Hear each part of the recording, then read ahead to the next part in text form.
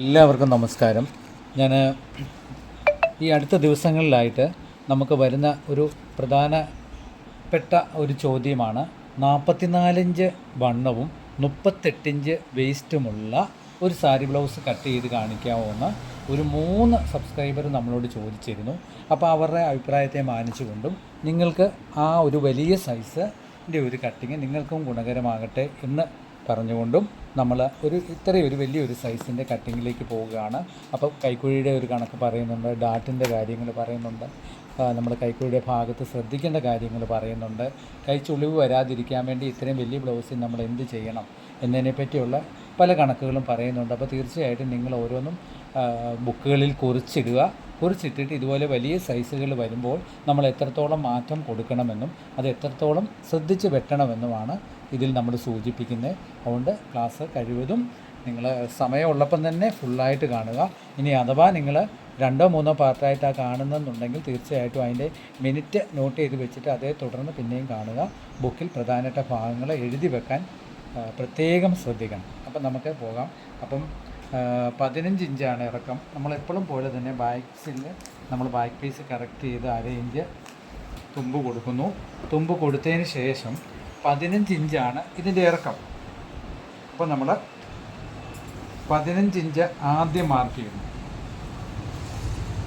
15 inch ആദ്യം mark ചെയ്ത് രണ്ടിടത്തായിട്ട് മരിക്കുന്നു. 1/2 ഇഞ്ച് തയ്യൽ തുമ്പ് കൊടുക്കുന്നു. അപ്പോൾ ഇതിന് നമ്മൾ ഷോൾഡർ സെറ്റ് ചെയ്തിരിക്കുന്നത് കണക്കും പ്രകാരം നമുക്ക് ഷോൾഡർ വരുന്നത് 3.25 ഇഞ്ചോളം വൈഡ് നമ്മൾ നെക്കിന് കൊടുക്കുന്നുണ്ട്. പിന്നെ 3 ഇഞ്ച് ഷോൾഡർ, അങ്ങനെ 6.25 ഇഞ്ചാണ് മൊത്തത്തിൽ ഷോൾഡർ വരുന്നത്. നമുക്ക് 6.25 ഇവിടെ മാർക്ക് ചെയ്യാം. 3.25 ബാക്ക് നെക്ക് മാർക്ക് ചെയ്യാം. 6.25 കൈക്കുഴി മാർക്ക് ചെയ്യാം. അപ്പോൾ ഇത്രയും ഒരു മാർക്കാണ് നമുക്ക് മെയിനായിട്ട് ആദ്യം ചെയ്യുന്നത്. അപ്പോൾ ഷോൾഡർ ഒന്ന് എഴുതിയിടുക. സെയിം കൈക്കുഴിയും നിങ്ങൾ എഴുതിയിടണം 6.25 തന്നെ. അതിനോടൊപ്പം തന്നെ ബാക്ക് നെക്കിൻ്റെ വൈഡ് എന്ന് പറയുന്നത് 3.25 ഇഞ്ചാണ് കേട്ടോ. അപ്പോൾ നമ്മൾ ബാക്ക് നെക്ക് 9.5 ഇഞ്ച് തീർന്ന് കിട്ടണം. അപ്പോൾ 9.25 നമ്മൾ മാർക്ക് ചെയ്യുന്നു. ഇവിടെ തയ്യൽ തുമ്പ് 1/2 ഇഞ്ച് തള്ളിയതിന് ശേഷമാണ് നമ്മൾ ഈ 9.25 ഇഞ്ച് നമ്മൾ ബാക്ക് നെക്ക് മാർക്ക് ചെയ്യുന്നത്. അപ്പോൾ ബാക്ക് നെക്ക് മാർക്ക് ചെയ്യുമ്പോൾ നെക്ക് നല്ല വൈഡിൽ തന്നെ ഇങ്ങനെ തന്നെ മാർക്ക് ചെയ്യും. ഇനി എന്താണ് ചെയ്യുന്നത്? ബോഡി വണ്ണം 44 ഇഞ്ചാണ്. 44 ഇഞ്ചിൻ്റെ കൂടെ 4 കൂടെ ചേർത്ത് 48, 48ൻ്റെ 4-1 12 ഇവിടെ മാർക്ക് ചെയ്യുന്നു. ഞാൻ ഒന്നുകൂടെ കാണിച്ചു തരാം.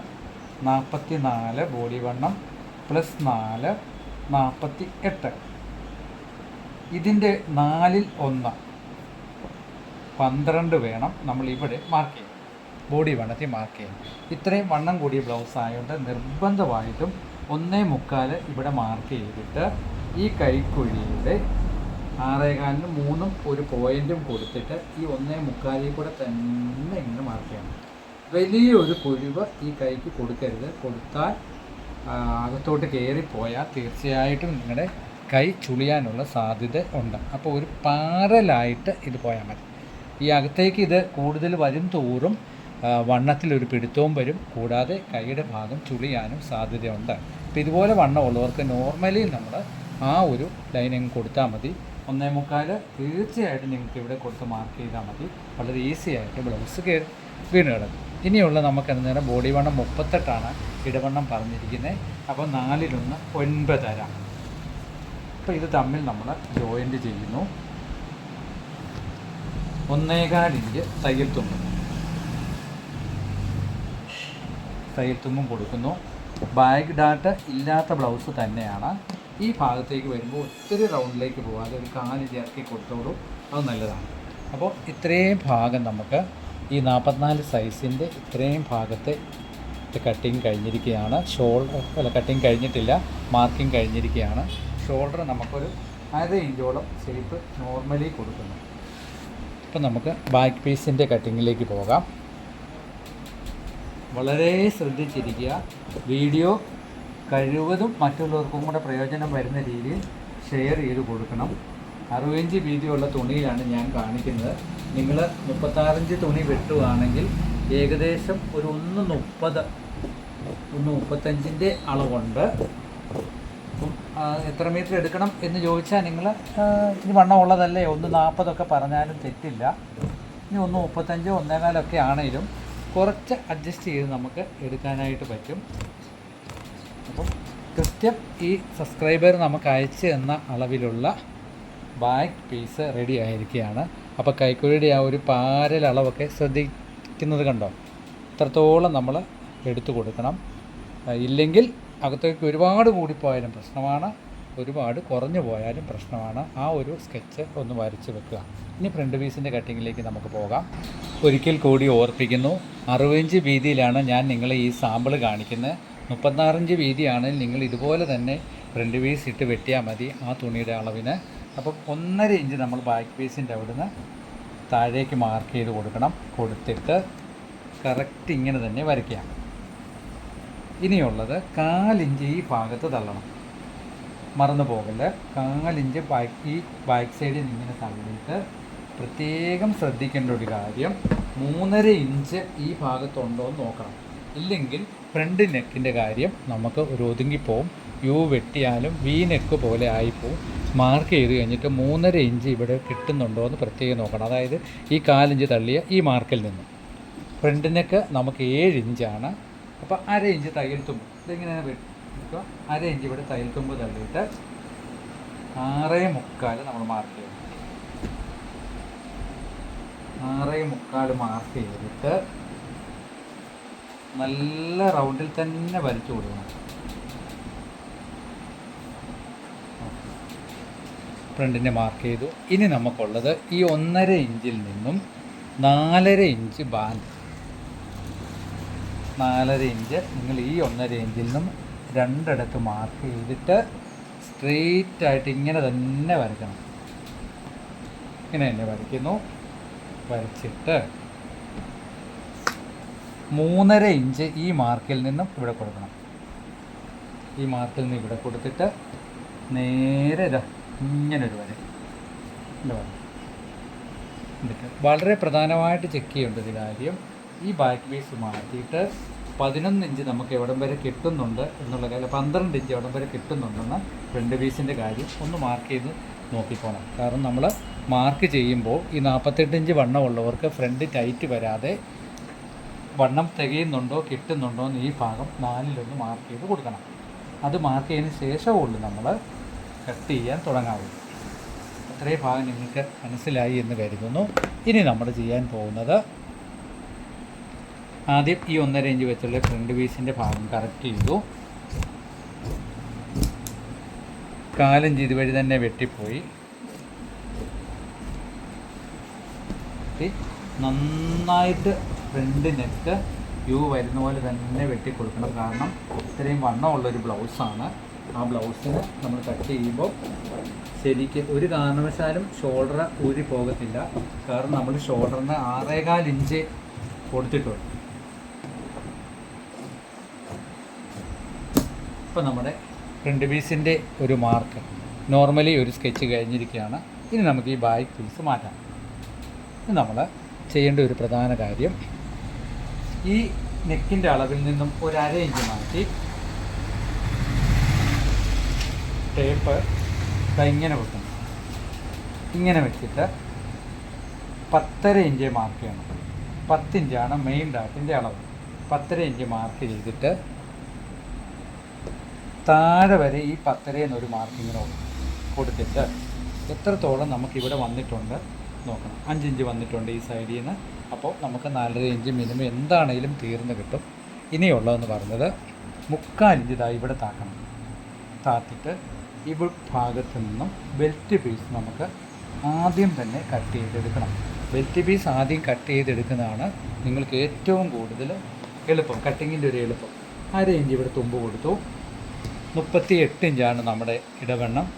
വേസ്റ്റ് വണ്ണം വരുന്നത്, ഇടുപ്പ് വണ്ണം. അതിൻ്റെ 4-1 ഇവിടെ മാർക്ക് ചെയ്തു. 1.25 ഇഞ്ച് തയ്യൽ തുമ്പും തള്ളി ഇങ്ങനെ വരയ്ക്കണം. ഇങ്ങനെ തന്നെ ബെൽറ്റിൻ്റെ പൂർണ്ണമായ ഒരു രേഖ നിങ്ങൾക്ക് ഇപ്പോൾ വന്നിട്ടുണ്ട്. നമുക്ക് ഈ വരച്ച് തന്നെ ഇങ്ങനെ വെട്ടിയെടുക്കാം.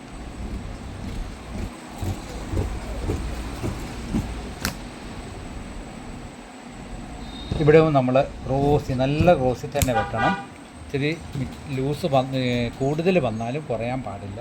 പിന്നെ ഇവിടെ നിന്ന് ഒരു 1/4 ഇഞ്ച് എടുത്ത് കളയാൻ നമ്മുടെ ഫ്രണ്ടിനൊക്കെ ഒന്ന് വലിച്ച് ഇരുത്തുന്നത് വളരെ ഉപകാരം വരുന്നൊരു സംഭവമാണ് ഈ ഒരു 1/4 ഇഞ്ച്.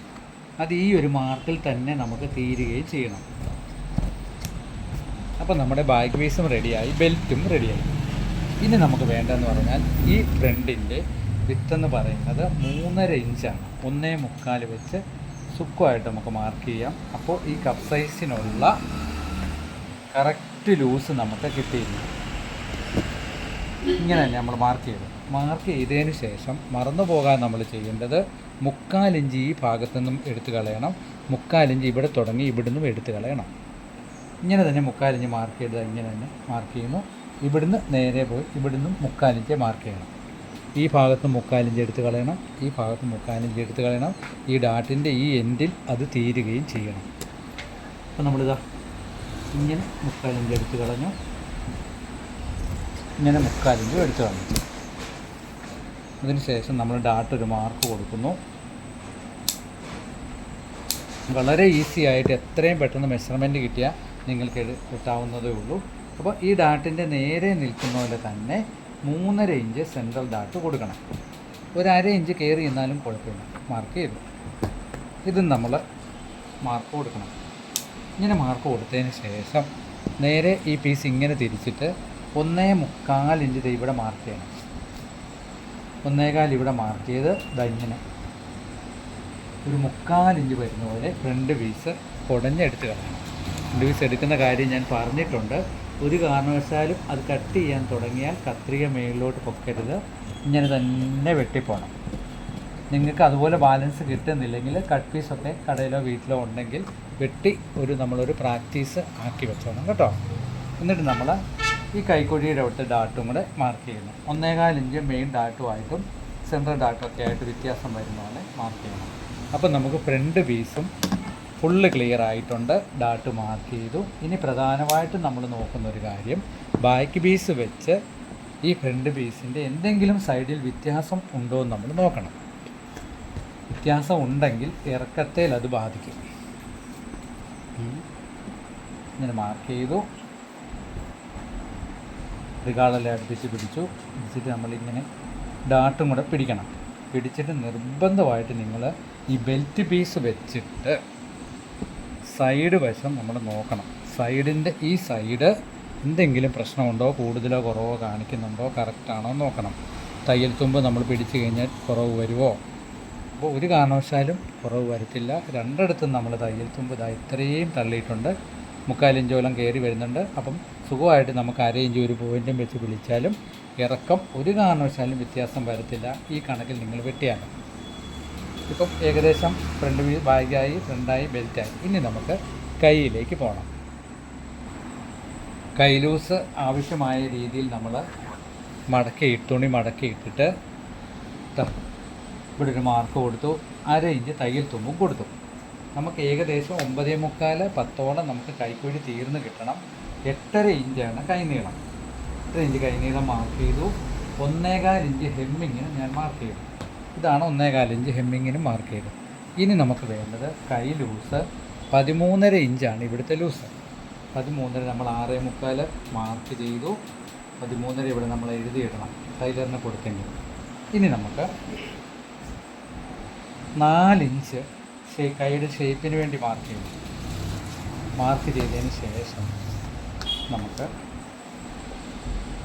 9.25 മാർക്ക് ചെയ്തിട്ട് ഇങ്ങനെ ഒരു വര വരയ്ക്കണം. വര വരച്ചിട്ട് ഷേപ്പ് സ്കെയിലിന് കൈ നമ്മൾ കറക്റ്റ് ചെയ്യുന്നു. അതെങ്ങനെ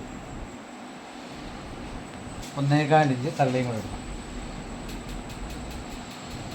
ഇത്രയും ചെയ്തിട്ട് നമുക്ക് നമ്മുടെ ബാക്ക് പീസ് എടുത്തിട്ട് കൈക്കുഴി ഒന്ന് അളന്ന് നോക്കണം. 1/2 ഇഞ്ച് തയ്യൽ തുമ്പ് മേളിൽ തള്ളിയിട്ട് നമ്മളിതാ ഇങ്ങനെ കൈ ഒന്ന് വെച്ച് നോക്കണം. നമ്മുടെ മാർക്കുമായിട്ട് കറക്റ്റ് വരുന്നുണ്ടോ എന്ന്. ഇതിന് ശേഷമുള്ളൂ നിങ്ങൾ കൈ വെട്ടാവുള്ളൂ. ഞാനൊന്ന് കാണിച്ചു തരാം. ഇതുണ്ടോ, ഇത്രത്തോളം നമ്മൾ 1/2 ഇഞ്ച് തയ്യൽ തുമ്പും കൊടുത്തിട്ട് കൈ പീസ് വെച്ച് നോക്കണം. നമ്മൾ എവിടെയെങ്കിലും കണക്കിന് ചെറിയ വ്യത്യാസം ഉണ്ടെങ്കിൽ നമ്മളതിൻ്റെ മാറ്റം വരുത്തണം. നമ്മൾ ബാക്ക് പീസ് അങ്ങ് മാറ്റുന്നു. മാറ്റിയിട്ട് കൈ വെട്ടുന്നു.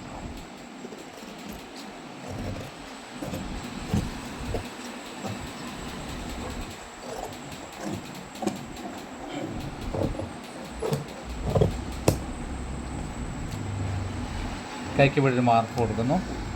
പിന്നെ കൈ കുഴിച്ച് വെട്ടുന്ന കാര്യം പ്രത്യേകം നിങ്ങളോട് ഞാൻ പറഞ്ഞിട്ടുണ്ട്.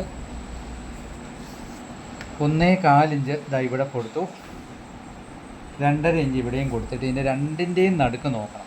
5.5 വന്നിട്ടുണ്ട്, 2.25 മാർക്ക് ചെയ്ത് ഇവിടെ 3/4 ഇഞ്ച് നമുക്ക് വരുന്ന പോലെ ഇങ്ങനെ വെട്ടിയാൽ ഈസി ആയിട്ട് നിങ്ങൾക്ക് ഫ്രണ്ട് കുഴിച്ചെടുക്കാം.